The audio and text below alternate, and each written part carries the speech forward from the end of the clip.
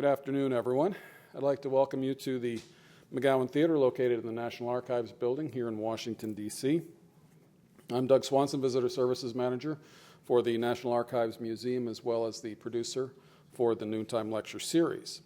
Before we begin today's program, I'd just like to remind you of a couple other programs that will soon be taking place in this theater.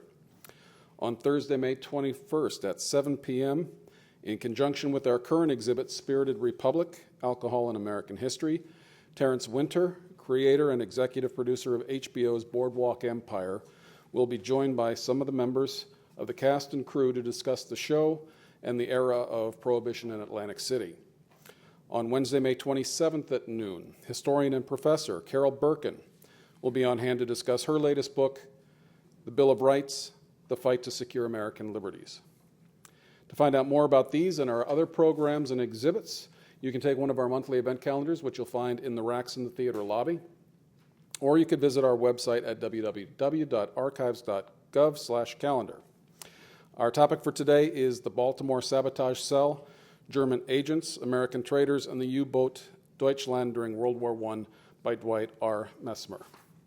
Mr. Messimer is a naval historian who focuses on World War I with emphasis on German U-boats, anti-submarine warfare, German gunboats in China between 1897 and 1914, and the German Navy's shadowy intelligence unit known as the, this is a great word, Attopendist, if I've got that correctly. He is the author of 8 Naval Institute Press books, including The Merchant U-Boat, Find and Destroy, Anti-Submarine Warfare in World War I, and Verschollen, World War I U-Boat Losses, that was printed in 2002. He also wrote No Margin for Error, the U.S. Navy's Trans-Pacific Flight in 1925, and Pawns of War, the loss of the U.S. Langley and the USS Pecos.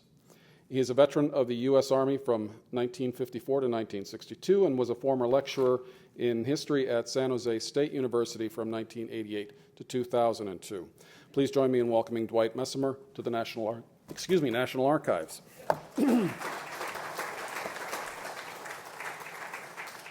Thank you. Okay. I'm okay. Thank you, Doug. Sure. Hey, glad to see you all here, and thanks for coming. I really appreciate it. Hard to talk to an empty room. We wouldn't do that. Yeah, we're going to talk about the Baltimore Sabotage Cell and the submarine Deutschland in World War II, which happened in this Baltimore, Washington, D.C. area in 1915 and 1916. The Sabotage Cell operated clear through until 1917, but the major operations occurred in 1915 and 16. Let me start with this map because I want to give you some background first so you understand why they did what they did. This map, as you can see, shows the British Isles right here. This area in here is all the North Sea. This particular area is known as the German Bight, and this part here is known as the Hüften. Germany, before the war, imported about probably 20% of everything she needed from this part of Europe in here. She got about 30% from the Nordic states, and they all came across the Baltic. The rest of it, 50% of everything she needed, came across the North Sea, and they either came up the English Channel and right and into here, or they went around and across the North Sea and down here. This makes England the gatekeeper. And with the Royal Fleet, when the war started, she was able to close both doors. Is that still working? Yeah, there it goes. And she was able to close both doors. She shut it right here at the English Channel, and she closed it. Come on, don't stop with me now. She closed it right up here. These lines represent the patrol lines of the Royal Navy's 10th Cruiser Squadron. And they were continuously reinforced throughout the war. They started out as old second-line cruisers, and then they began to introduce the auxiliaries, which were usually passenger ships and large freighters that were heavily armed, and they would stop anything that came out of the Atlantic. Come on, anything that came out of the Atlantic this way got stopped by one of these people. You would think that this is a fairly large area of water to cover, and it is. But these people were very, very efficient, and effectively, I mean, not just effective, in fact, the Royal Navy closed that door completely. And they closed this door completely from the day the war started. The only thing that got through this area right here, other than the neutrals that they allowed to go through, the only thing that got through the Straits of Dover and the English Channel and into the western approaches were U-boats. So let me tell you what this is all about. Before the war started, Germany had absolutely no reserve food supply, none.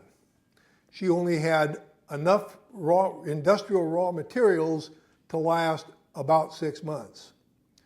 In that sense, she was not prepared for the war at all. She imported about 33% of her foodstuffs. They all came across the North Sea. She imported 75% of her industrial raw materials, all came across the North Sea. She was dependent entirely, for her agriculture, she was dependent entirely on chemical fertilizers, nitrates and phosphates. And they nearly all came from the United States across the North Sea. Without chemical fertilizers, Germany could not feed her population. Okay. So that was her situation when the war started. On 4 August 1914, the Royal Navy closed the doors. Overnight, the Germans lost 74% of their merchant fleet, interned in foreign ports or seized by the British. The remaining 36%, or whatever it was, the remaining 36% was only useful for coastal trade right in here and for trade across the Baltic. So that on the day the war started, Germany found herself in dire straits as far as materials and food were concerned. By November, she was completely out of reserve artillery ammunition, and she had a 4-day supply on the Western Front.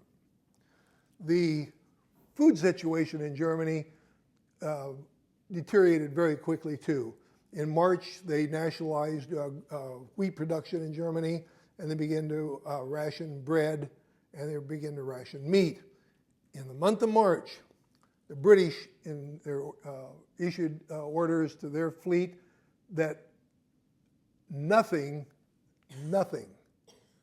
that was consigned to Germany or through Germany, through a neutral country, normally Norway and Sweden, under what they call continuous voyage, nothing would be allowed through. It would be seized at the point of entry, which would be one of these patrol lines up here or down here. Without that materiel, the Germans were in a real fix early in the war. In fact, the fix was so bad that by the end of particularly with her agriculture, by the end of 1915, which is only a year and something into the war, her wheat and rye production had fallen 50%, and it continued to fall throughout the war. Germans began to starve in 1916. Early in 1916, the German army primarily, and they were the ones that really ran the war, the German army decided that they had to break the blockade. They had to do something about it. But the Germans didn't have the naval power to defeat the British in a slugfest at sea. They just couldn't do it. And they couldn't punch through the blockade and keep a lane open for a very long time because they didn't have the power to do that either.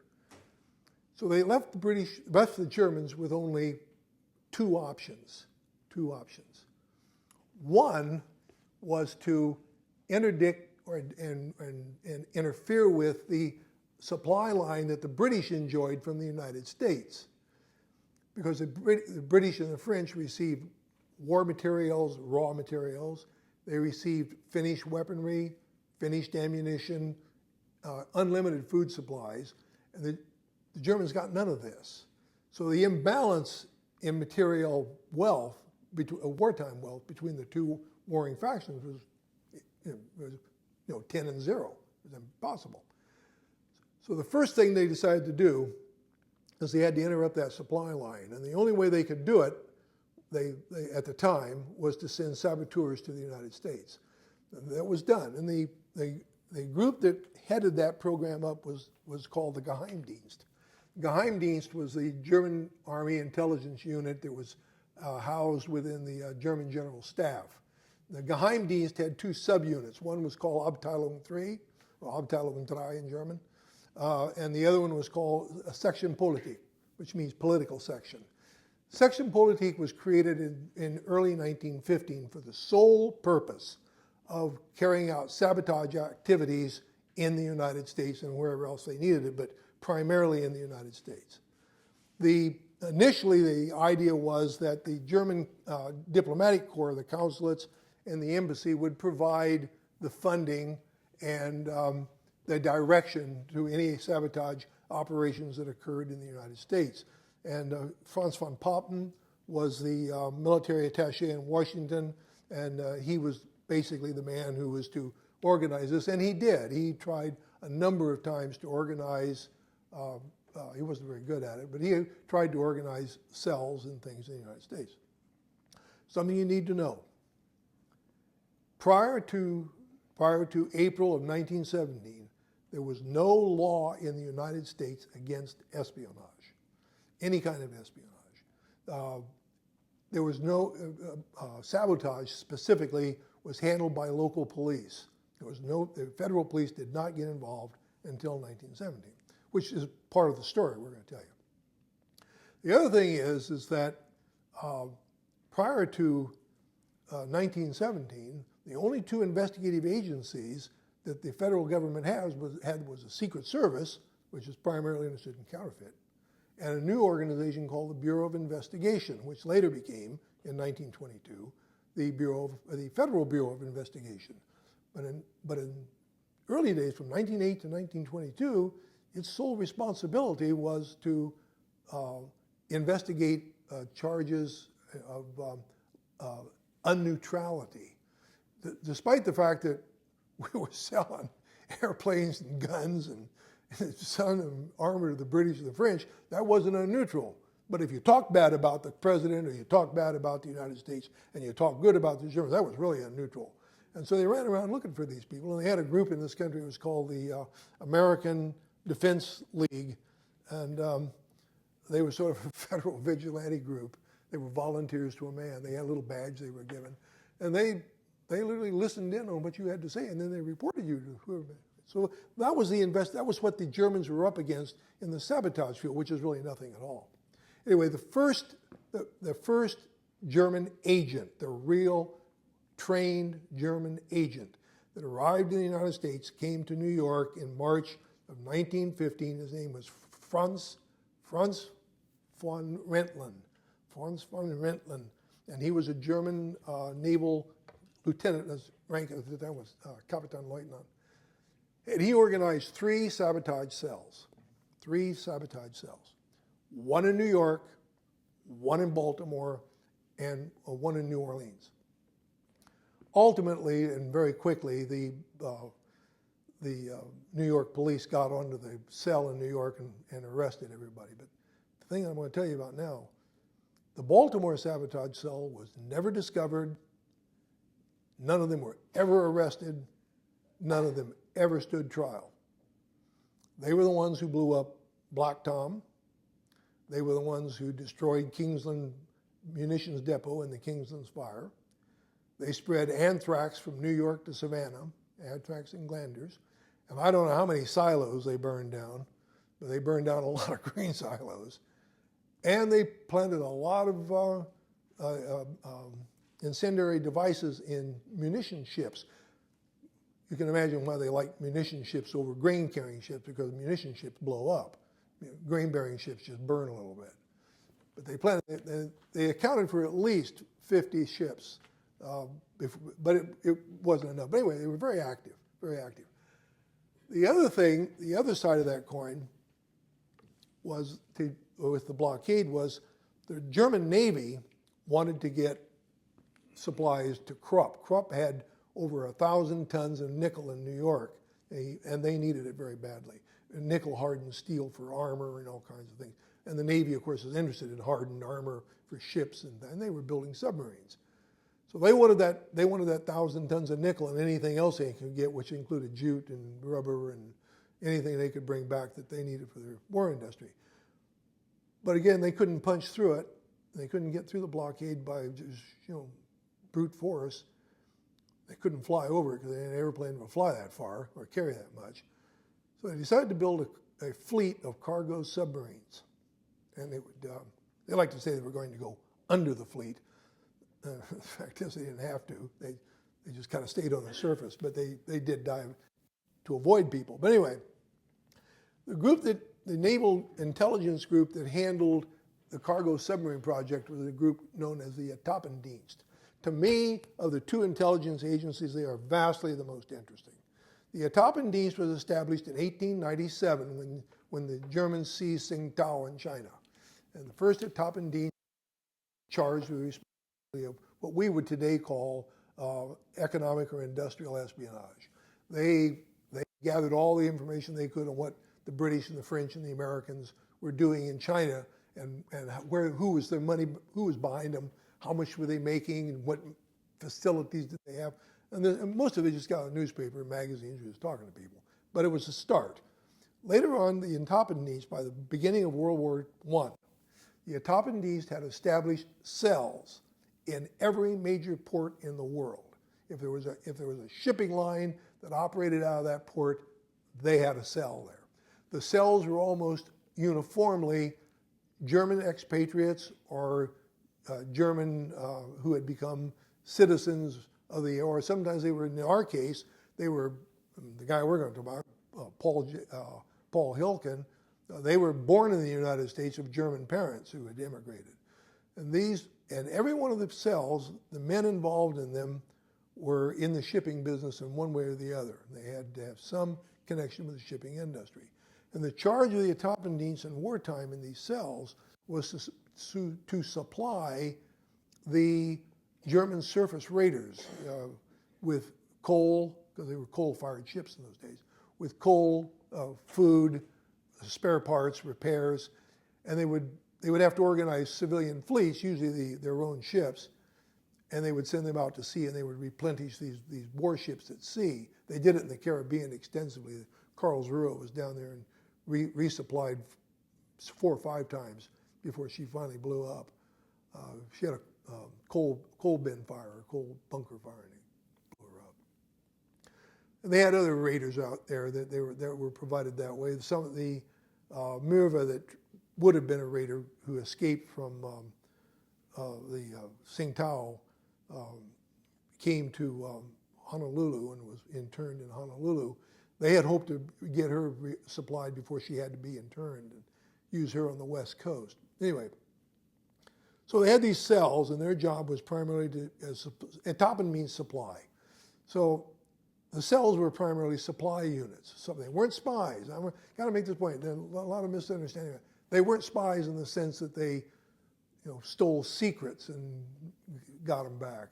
They were spies in the sense that, just like any attaché in any embassy in the world today, commercial attaché, he sends home all kinds of financial information on how your economy is doing and who's doing the banking and who's doing the production and who they're buying their stuff from and all. That's a form of espionage, but it's not the sneak around spy stuff you hear about and all.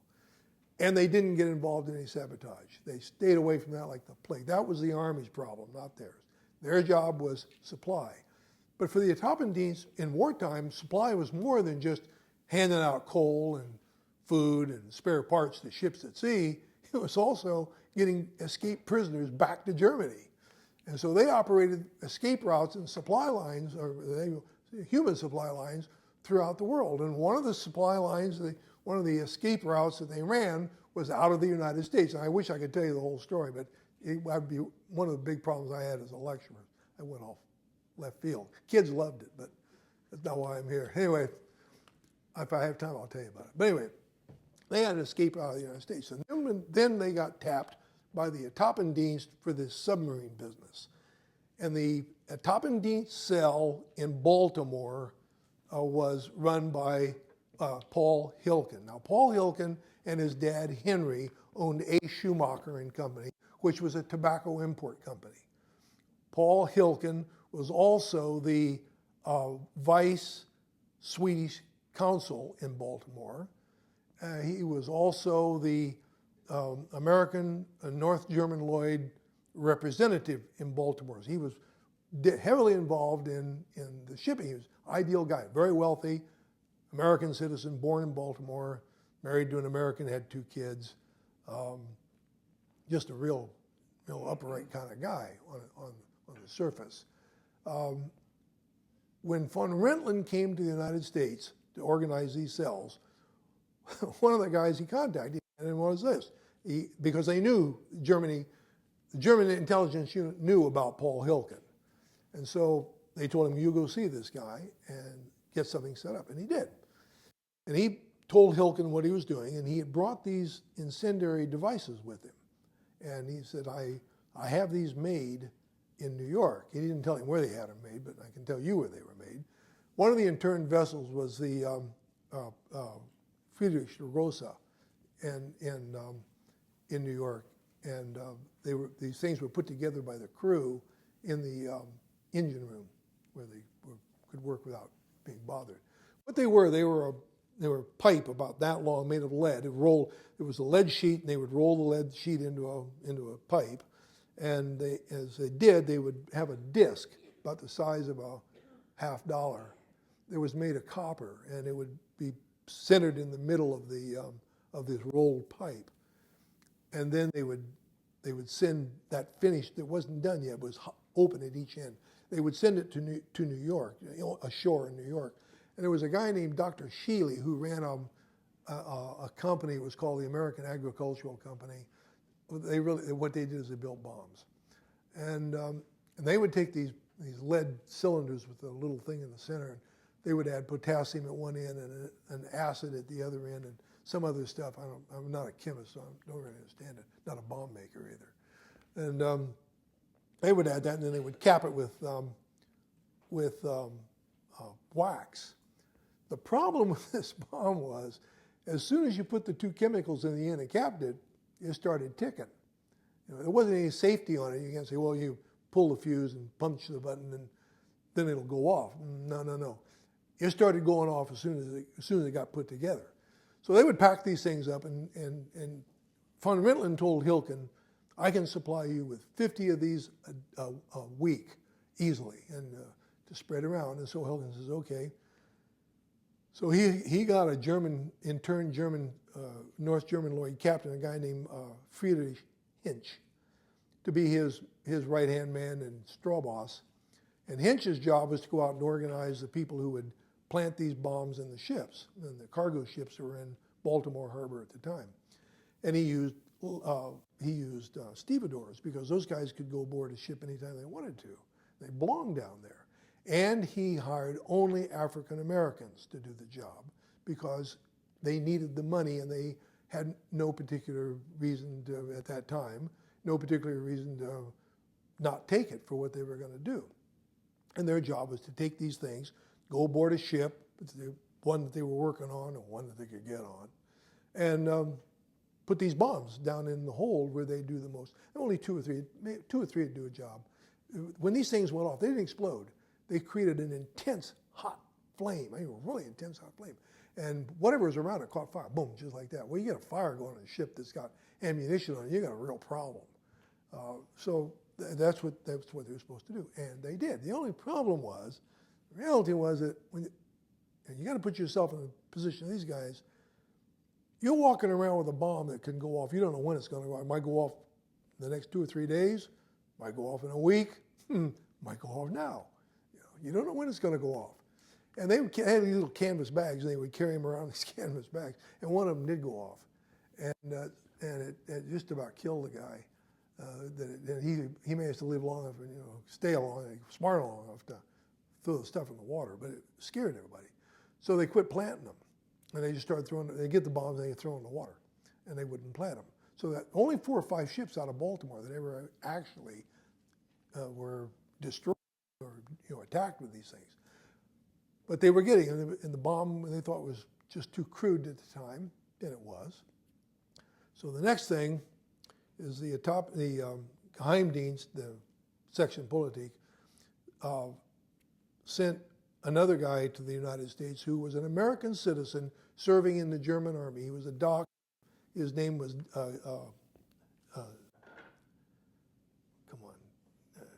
Dylan, no. Can never, it's a hard name for me to remember. Anton Dill something. Yeah, all right, come on, we can do this. We could do this, come on. Who? Dilger. Dilger. You got it. Okay, yeah, right. You don't have to take the quiz. Okay.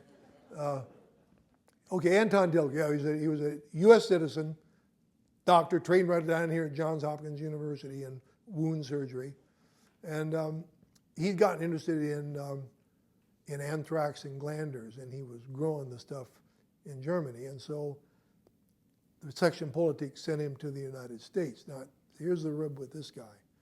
He was an American citizen, and he could travel through the blockade easily because he had an American passport. He had American papers anyway. And he could pass back and forth. So when he came to the United States in October of 1915, he brought with him a suitcase full of anthrax and glanders cultures. And he brought the latest model of incendiary device, which was no longer a crude lead-wrapped bunch of chemicals. It was a piece of glass tube. You took we can all imagine this, we still have them, number 2 wooden pencil, and you cut the number 2 wooden pencil in half. You lift out the lead, and you got 2 halves like this, and the little groove in where the lead was, and that's how small that was, and that glass fit right in there. So you'd fit the glass in there, and you put the 2 pencils back together, take the eraser off. That's where the thing was that would break the seal, and you put in stuff around there to protect it so it wouldn't get shaken, and you put the eraser back in, and then you'd hand out the pencils. And you just take the pencil wherever you wanted to go, and you put it wherever it has to be, and take the eraser off and go, boom, break the point off on the inside, and not much longer that thing would go off, and it would create the same intense heat that big old chunk of lead and stuff did. Very, very effective. The Germans manufactured those things in the thousands, and they sent them over here with couriers who brought them in suitcases and things. And that was before the days of X-raying and all that stuff. They just came right. Anybody that had the right documents and the British let him through, once he got through the blockade, he was home free. Landed in New York, nobody checked him. They just handed him out where they had to be. Anywho, so the Baltimore Sabotage cell is receiving these stuff. Now they've got this guy, Dilger, and they've got him up in Chevy Chase, and he's rented a house, he's built a anthrax lab. And they take these same stevedores, and they were giving them glass, they look like a syringe with a big spike on it, and they were filled with culture, glanders, and their job was to go to all the remount stations and the places where they were shipping primarily horses and mules. They weren't too interested in cattle, but they did cattle too. But horses and mules, and they would go around and they'd stab them, and they'd try to give them anthrax, and they did. And they would put it in their feed, and they later on they expanded. They went all the way down to Savannah, Georgia, and were doing them down there. They did them on the farms when they could do it. They did them when they were in the corrals that were near where they were going to be embarked onto the ships and all. Very, very effective. And how many, I have no idea, and there's no official number on the number of animals who were actually infected and died of that, but except to say that it was a lot. It got to be a bigger problem for the British than for the Americans, because by the time we got in the war, they'd quit doing that because they all went to Mexico. So, but the British, they were the ones who were receiving these mounts, and the animals were coming up dead. So the Baltimores. So in the spring of 1915, beginning of the spring of 1915, the three sabotage cells that Rentland organized are functioning. And functioned routinely. The one in New York got popped in April 1950. It didn't last very long. And I don't know why. Either the New York police at the time were really good at what they did, or the Germans were really bad at what they were doing. I don't know.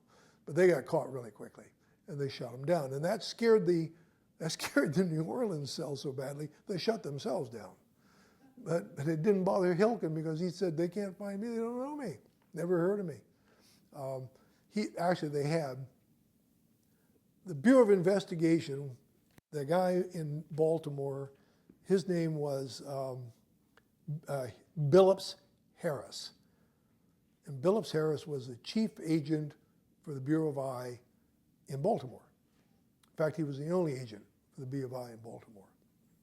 And he had heard a lot about Hilken talking pro-German talk and really being disloyal and all those other things that he was that Harris was most interested in.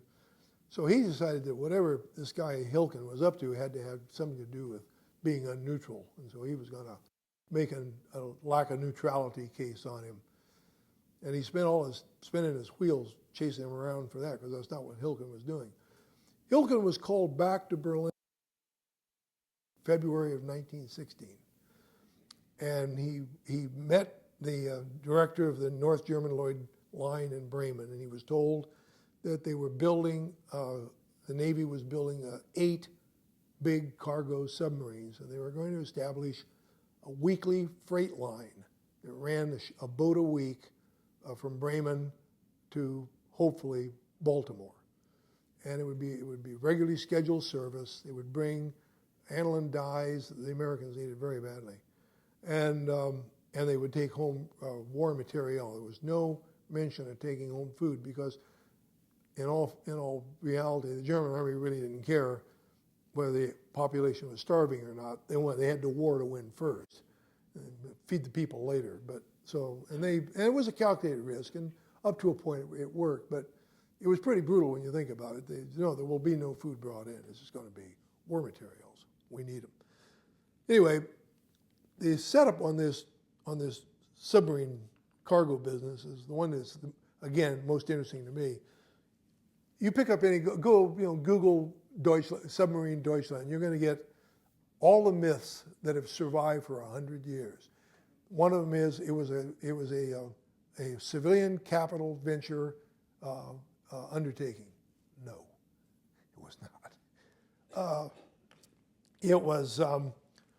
It was run completely by civilians. No. Okay, I'll tell you about that. Let's stop. The first 2 boats that were built, and the Bremen, the first 2 boats that were built were laid down in Krupp. They were built by Krupp Company, and the hull numbers were U-201 and U-200.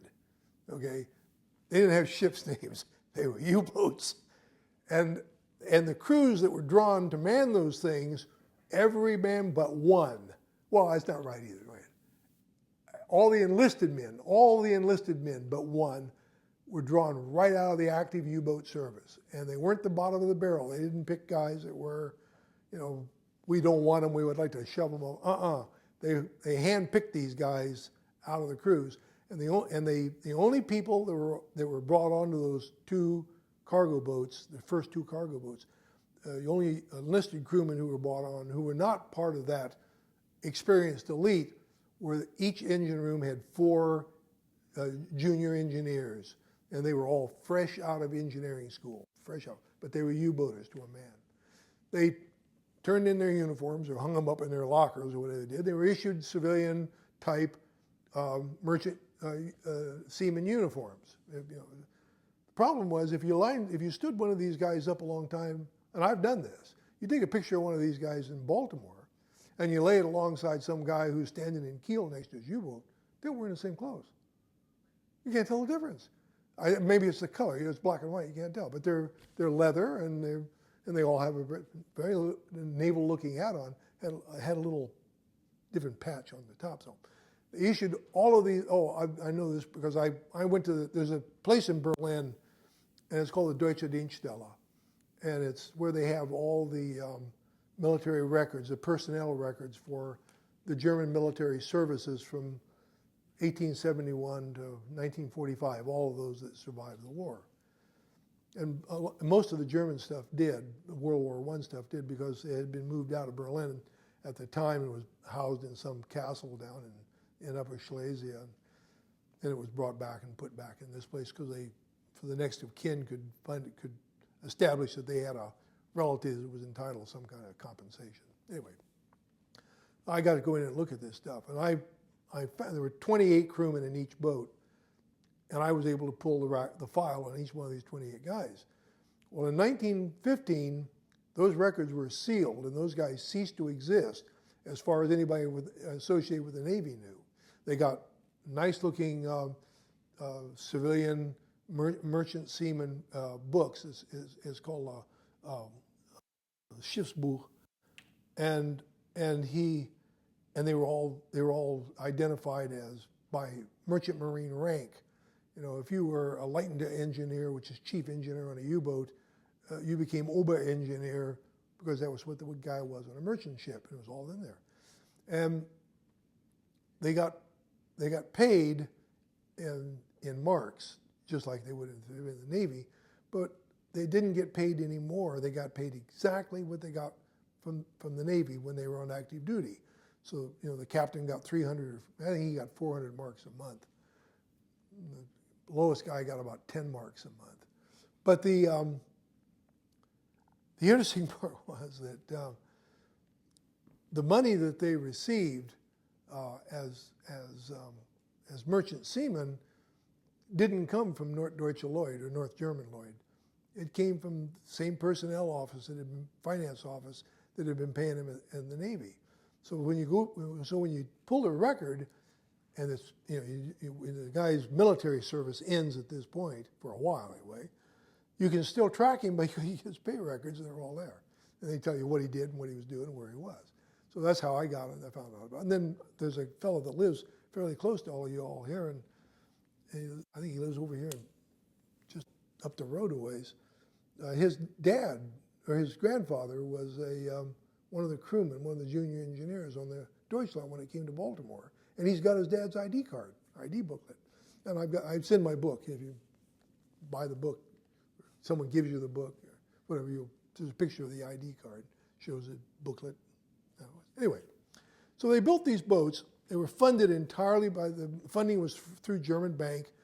The main fund, the initial money came out of the German treasury. It was funneled through Deutsche Bank in Berlin. There was a board of directors for a company called the Deutsche Ozeanreederei, which means German Ocean Navigation Company, DOR, and it was created as a subsidiary of North German Lloyd, offices in Bremen. When Hilken arrived in Berlin and went to Bremen and spoke with the NDL people, and they told him what they were going to do, and he was to go back to Baltimore and build a company there called the Eastern Forwarding Company to be the receiving entity.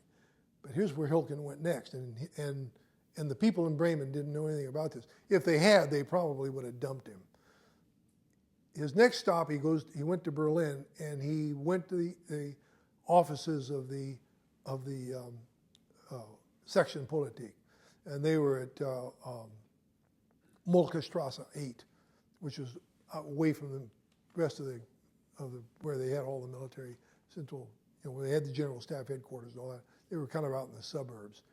And he met with them there, and they told him what they were doing, and they wanted him to go back because he was already the head of this cell in Baltimore. He wanted him to go back and expand his operations, and they made him the paymaster for the eastern United States, Argentina, Mexico, and Japan. They gave him, you ready for this? $5 million. $5 million US dollars. And they had him in 5 banks in New York, and he could draw that money for the purpose of sabotage in the United States and paying people to do what they had to do. he was not required to account for the money. You see where this is going? Yeah, he was not required to account for the money. And none of them were, as a matter of fact. He could just hand it out like candy. Now, I can't say that Hilken kept any of it for himself, but he was a very wealthy man for a long time after the war. My guess is he probably did. A number of the German agents who came to the United States as saboteurs came with literally bags full of money and a bank account that they could draw more money from. And at least one that we will talk about if we have time. He wanted to stay here. He didn't want to get involved in the sabotage stuff. He pretended that he did, and he made a lot of noise about it, too much noise. He should have been the spy who couldn't keep a secret. He went to his sister when he got here, and he told her that he was a German spy, and he had a bag full of money here, and he had a suitcase full of bombs and poison here, and he was going to deliver it, and he had a hollow heel, and he kept secret messages in, and all this stuff. And, oh, wow, this is really wild stuff. She went right down, told her sister, or told her landlady about her exciting brother who was visiting and what he was doing. And the landlady told her husband when he came home from work, says, "Hey, Fred, you know what we got upstairs there?" No, I don't know. She laid it out to him. Turns out that her husband is a good friend of the U.S. attorney in Baltimore. So he gives him a call and they go, "Oh, talk about this thing."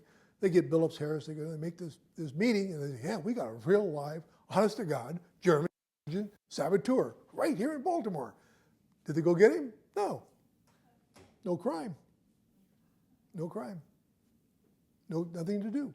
So Billups Harris made a note on it and sent it to Washington. And, well, you know, what a waste of time that was. Anyway, so then he got away. He just went to New York, and he lived high on the hog until they broke diplomatic relations with Germany, and then he got himself hooked up with the diplomatic corps and went home with them. When he got back to Germany, he reported in and said, "I'm here." And he said, "What are you doing here?" And, "Well, I came back with the diplomatic corps." "You're supposed to be doing this now." "And I didn't want to do that. I came back. They never said, "Where's the money?" You know, they never said, "Where's the money?" And they just fired him. And he went home and spent the rest of the war as a civilian with, well over $1 million, which was a lot of money in 1917 and 18 in Germany, a lot of money in 1919. You know. Anyway, that was fairly common. So the Germans are doing two things at one time. They built this cargo submarine shipping line. They had a dummy company in Bremen called DOR. They had a dummy company in Baltimore called the Eastern Forwarding Company. We called it EFCO, EFCO. And the guy who was the pivotal man in both of these operations, Paul Hilken. He ran EFCO for the submarine line. He ran the sabotage cell for the other guys. He was never caught. In fact, the closest they came to grabbing him, he was having an affair with a lady named, they knew her as Frances Rice, wasn't her real name. And anyway, so Billups Harris and some of the other B of I guys that were working with him at that time decided that they would go after him for the Mann Act. You know what that is? Remember that? You know, it's the transportation of a woman across interstate lines for immoral purposes. And they were going to get him for that, not realizing that this is the guy who was responsible for blowing up Black Tom and the Kings of Fire. They were going to go after him for a moral issue. He wasn't even being unneutral in that case. You know, he was just being immoral. Anyway, they spun their wheels chasing him for that, and that's why they never got a whiff of what he was. And he didn't come out until after the war. In 1928, this guy that had come here, the one I was telling you about, his name was Wurst, Hermann Wurst, and Wilhelm. It was Wilhelm Wurst. When in 1928, he was broke. And sounds typical, doesn't it? And he was broke.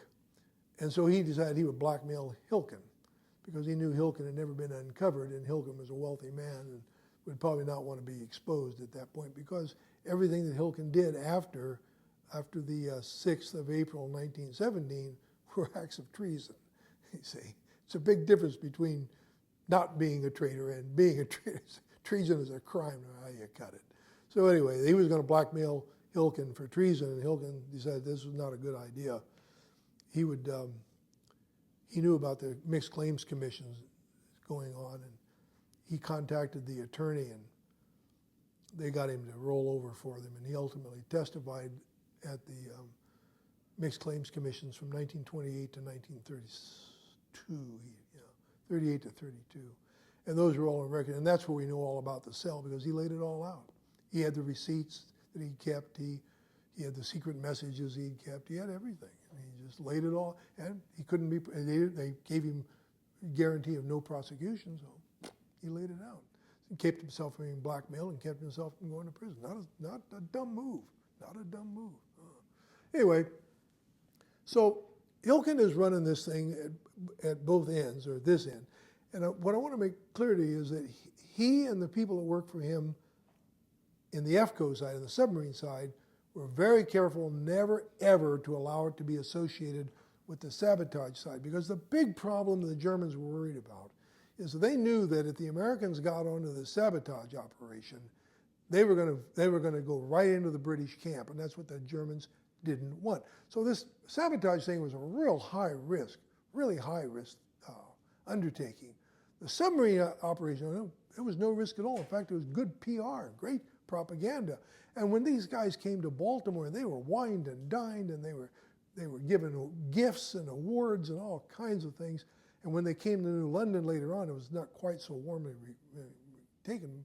They weren't received quite so warmly at the time, but still, they on the 8th of November, they had a banquet for the crew, and 4,000 people showed up at that thing to be there and see it. So it wasn't that they'd lost all their popularity; they just weren't quite as popular as they had been before. But by the time that New London came around,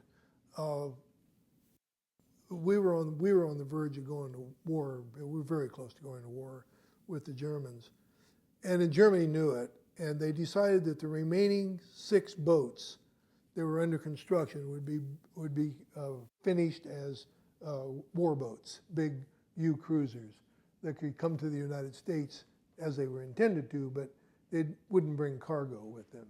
They'd bring death and destruction. And they did. They finished those 6 boats as the U-151 to U-157 series.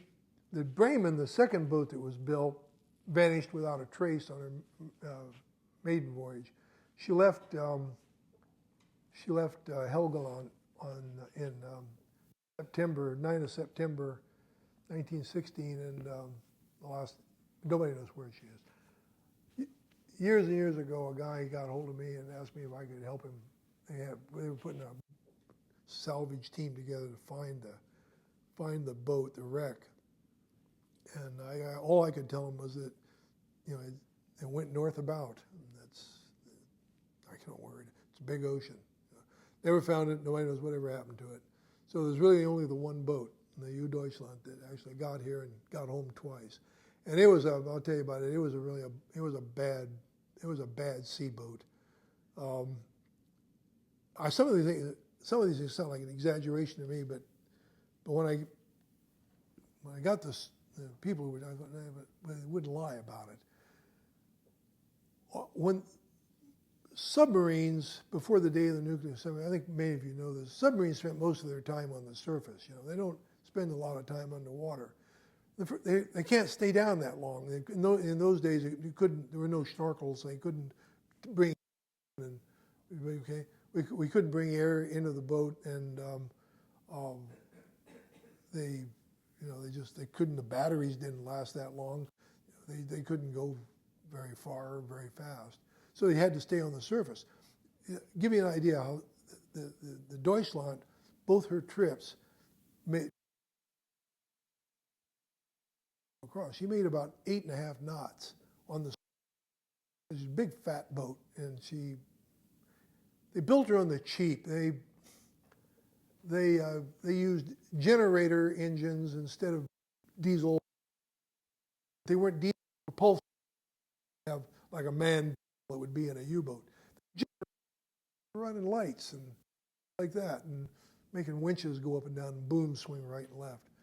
And the motors, the electric motors that drove the diving planes, the forward and after diving planes and the vertical rudder, were the same winches they used on commercial vessels to power small devices. And, you know, they were commercial. You could buy them off the shelf, literally.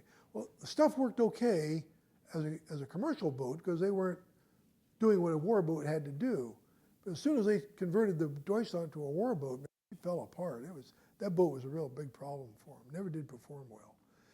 But anyway, by February of 1917, the Germans had already started the conversion of the other 6 boats, and the Deutschland was at home, and she was making ready for her 3rd trip. She was going to go back to New London. And the trip was canceled. She was offloaded, went down to Kiel, and was converted to the U-155 and sent to sea. Basically, that's what the book is all about. It tells you, I haven't told you the whole story. I'm going to tell all the secrets. But it's the first time that the two have been brought together. When I wrote The Merchant U-Boat in 1988, or published it in 1988, I didn't even know about Hilken. I knew about Paul Hilken, but I didn't know he was a spy. I didn't know he was a German agent. I didn't know any of that stuff because it wasn't available. It just isn't public. I stumbled onto it. I was looking for something else, and I was working in the Bureau of Investigation Records, the 1908 to 1922 records. And I the power of your computer, I put in Paul G.L. Hilken. Boom! I got 1,012 pages of Paul G.L. Hilken in these BFI files. And then I got him. That took me into the Mixed Claims Commission's records, and then I knew the whole story. Oh wow, this is a new book. So I wrote a new book. It is a completely different book. Okay, I think my time is up for Jack John with you. So, you got any questions? No? Oh, just throw money. Just throw money. Yeah. What? We've got 10 minutes, so if you have a question, you go to the microphones. Okay. Anybody? You got one coming over here. Here we go.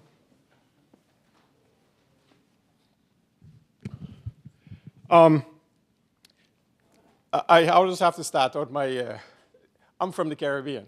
So Yeah. I'm from a part of the world where, there was a lot of stuff going on during World War I. I'm from the so-called French Dutch Caribbean, but be that as it may.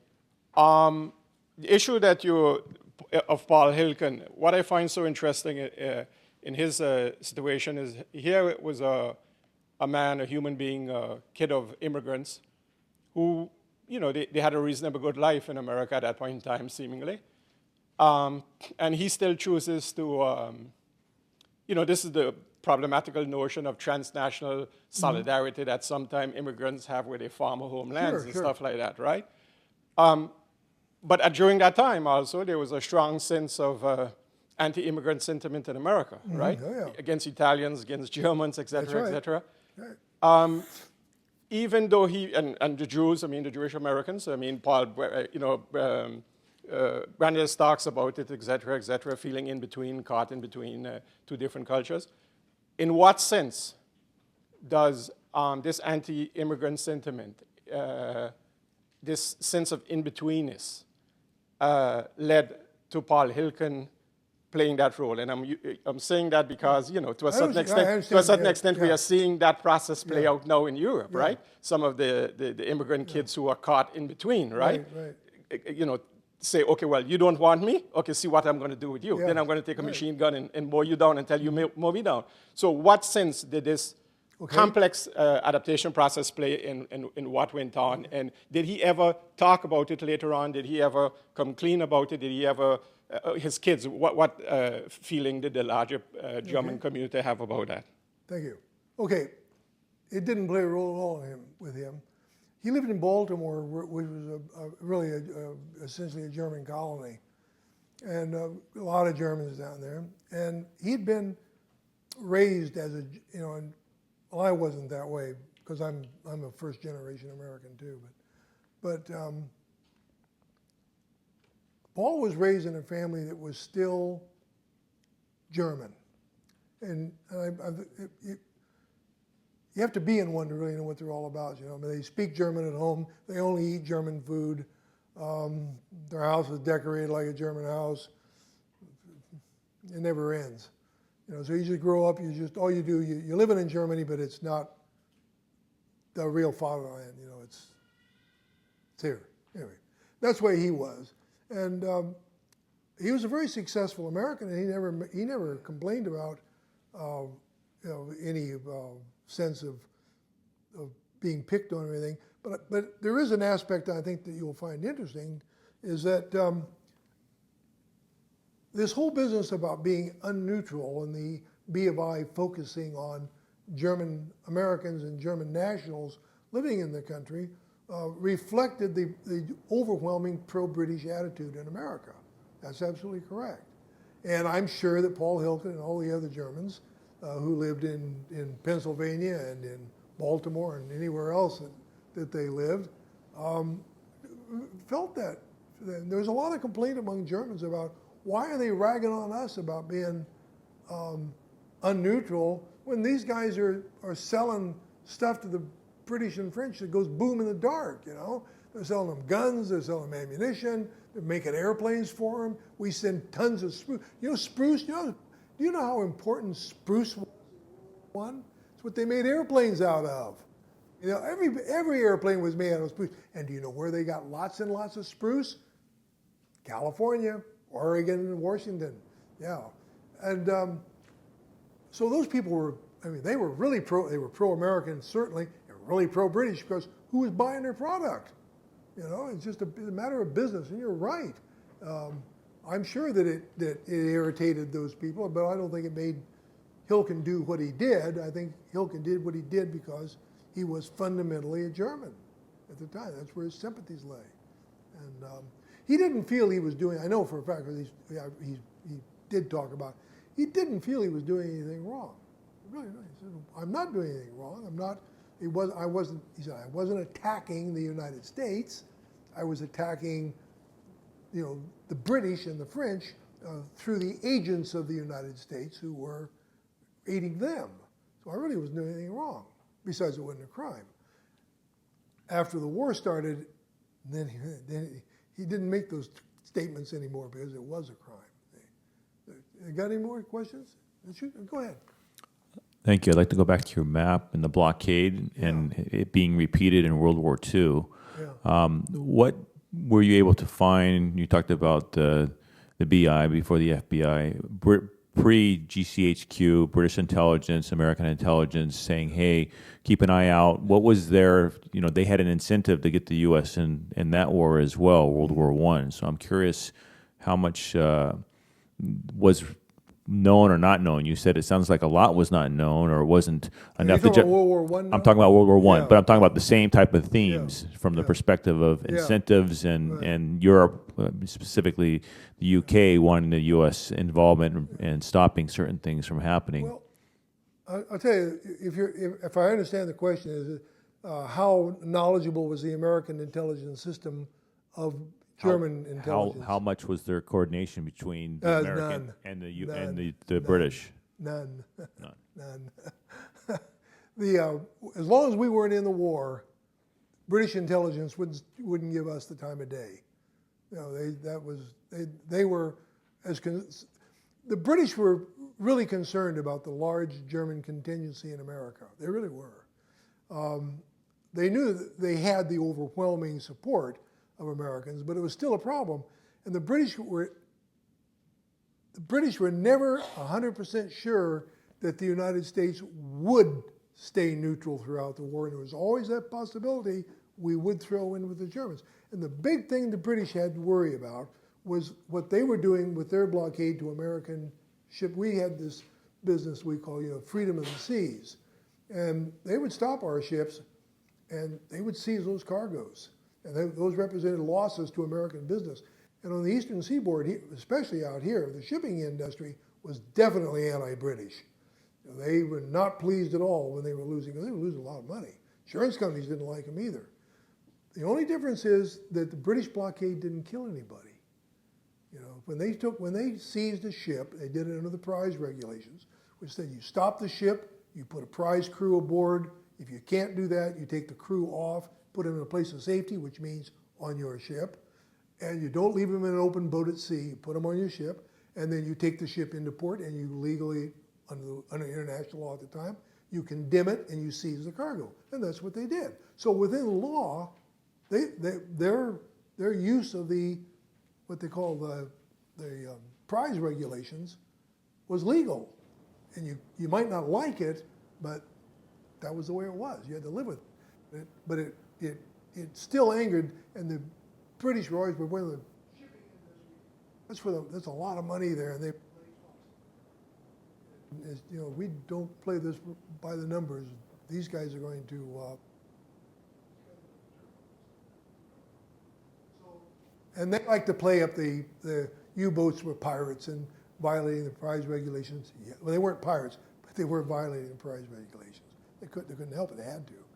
It's called an operational necessity. Doesn't make it legal, you know. It just they had to do it. That's all. A U-boat couldn't operate under the prize regulations. That's all there was to it. So they didn't. But as far as the intelligence communities are concerned, no, they wouldn't talk. They wouldn't give us the time of day. And the BFI wasn't an intelligence agency; it was a police agency that had very few powers. And in this country, there were no laws against espionage, and there were no laws against sabotage until we went to war. And then we passed all the laws that were necessary for that. So there really wasn't any. And as far as what the Germans were doing, I don't. Well, the Geheimdienst, everybody knew about it. I mean, it had been around since 1871. But Section Politik had only been around for about 6 months, you know, and less than just over a year when we were 2 years when we went to war. And they were deep secret. There was nobody knew. There was a little office buried in the suburbs of Berlin. Nobody knew what they did. It looked like a you know, some kind of a tutor school or something. I don't know. But the Etappendienst, I tell you this, the Etappendienst didn't get uncovered until actually at the end of World War II. And you know, the last Etappendienst cell in the world was finally closed in 1954 in Japan, in Tokyo. And so, I mean, you're talking about deep cover for those people. Nobody, I've lectured at the Naval War College and postgraduate school down in Monterey, and the classes have never even heard of them. You know, no supply. Anybody else? Afraid we're out of time. Okay, we're out of time, guys. Okay, thank you. Thank you. Yeah. Got to come back next week for the quiz, though, okay? We're not done. And Dwight will be signing copies of his book, One Level Up, in the Archives bookstore, so we'll meet you up there in just a couple minutes.